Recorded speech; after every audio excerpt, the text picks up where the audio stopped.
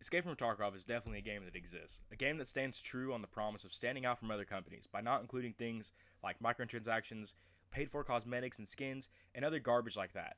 If this sounds familiar, then I promise you that it doesn't, because Nikita's been going back on his word for some time now, and to no one's surprise, the community is a little bit upset about it. But before I get into any of this, please keep in mind that however I do enjoy this game, I'm dead. Oh, Malachi. That's not Malachi. What? What? That was Malachi. Are you kidding me? How many times did I hit him? 3! Oh man, I sure do hope that tequila does not come out and tickle my booty hole. My mouse died. Drake, cover me, my mouse died. Drake, cover me. Drake. Drake, cover me, my mouse is dead. I have to reload.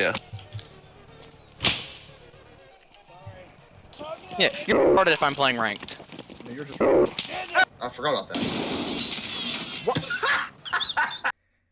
Sometimes. I'm still very much new to all of this, and this video is mainly just me ranting about the state of this game, because like most of you watching this, I'm a little bit agitated at what Battlestate have added.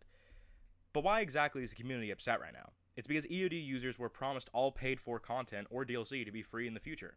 That's the whole point of EOD. It existed as a, buy this to support us, and in return, you'll get better things at the beginning of Wipe, as well as every future release to be completely free, as a thank you for supporting us type thing. The main point of it was to support the developers. With the base game being $40 and Edge of Darkness being $200, this was definitely a fat chunk of change to throw at your favorite dev team to show your support, especially since, you know, you didn't have to spend $200. We just need money. That extra $160 was mostly to help them. You do get a couple of things though, but you know, it's nice to support your favorite developers, right? Especially when you think that they're doing a good job. However, they've fallen short on this chunk of change after the failure that is, well, Tarkov Arena. Most of the community agrees that after Nikita and his team pumped so much money and resources into the game, only for it to flop, that they're extremely short on money. They put a lot of money into, like, you know, going to conventions and pushing the game, and then when it came out, I guess it just wasn't that much of a success as everyone thought it was going to be. And, you know, of course, they need that money back, because I guess they just spent too much, or at least enough to make them not in a comfortable, you know, position.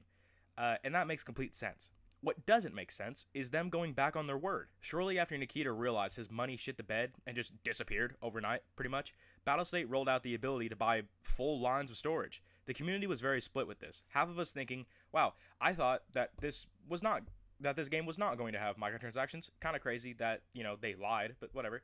While the other half proposed the idea that this might be a good thing, as even though this is clearly Battlestate just trying to get their funds back up to run the company after, you know, Arena, you know, didn't do as well as they thought it would.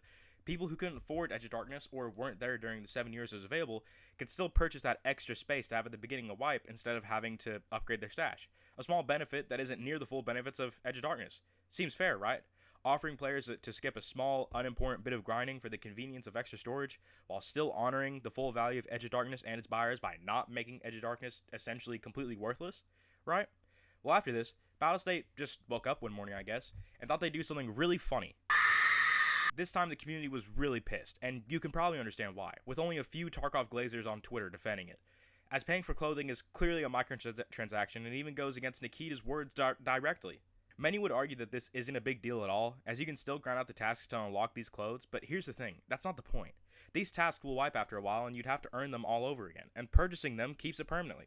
Additionally, it is still a matter of principle and keeping your word. Part of the reason why people love Tarkov, is because it stands out from everything else on the market that's currently available today. Not only is the game and concept completely unique, but the fact that the devs seem so down to earth, honest with their community, and authentic enough to keep their word, had people rooting for Battlestate since day one, especially since they vowed to never go to microtransactions, loot boxes, paid for skins, etc., until as of recent. But this is all old stuff. Why talk about it now? What could have possibly happened this time that could be so bad?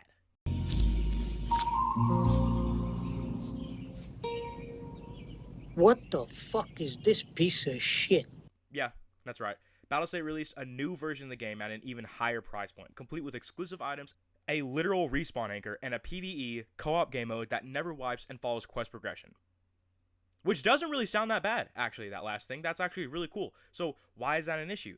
The issue is that Edge of Darkness fans get absolutely none of this, even though the whole point of buying Edge of Darkness was basically, yeah, well, this is $200, and you are giving us a lot of money to help us out. You know, we over here at Battlestate Games, but you can justify this by, you know, it'll pay itself back later on because you get every future release and every future DLC completely for free.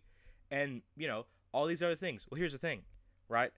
This drops and we just straight up don't get it for free, which really sucks because, I mean, a PvE co-op game mode that never wipes and follows quest progression, that actually sounds really fucking fun. I'm just gonna be honest. That sounds like a lot of fun, right? Now, the first thing that you might be thinking is, okay, well, I too think that this is fun, and I would like to partake in this, and I don't mind spending the extra money, even though I think it's lame that Battle State lied, but whatever. So how much is it to upgrade? It can't be that bad, right? This is the price. And this is how much it costs to upgrade from EOD. No, you do not get a discount for owning EOD. No, you do not get, like, you know, like a little coupon that you can use to make that $100 or $250 price tag, depending on whether or not you have EOD or don't own the game at all. No, you don't get a coupon for any of this. You are either paying $250 for this, or you are paying $100 to upgrade from Edge of Darkness. But the craziest thing about this, right, is that essentially the same promise is being made for the Unheard Edition, which is the name of the new edition that's coming out. And not only that, but they actually get more benefits than us. Like, for example, there's apparently like an early test server thing that I didn't even know about that Edge of Darkness users don't get to have permission to use at all. We don't get to use it whatsoever. But this new version does. For anybody, you know, who just showed up, for anybody who just has the money to dump on this game, for anybody who, you know, just feels like owning it. And anybody who's been here for years to support the game, anybody who's already dumped a lot of money into the game, you don't get to have it. You don't get to have it. No siree. Nope. Sorry. This is definitely a big deal, right?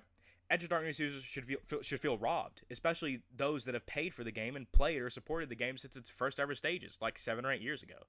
Many people with Edge of Darkness feel blatantly lied to because they basically were blatantly lied to, and above all, they feel betrayed. Not necessarily because there's a new version above theirs, but because theirs was not respected. Adding a new game edition isn't the issue, but not filling in their promises for Edge of Darkness was. That's the issue. That's the problem.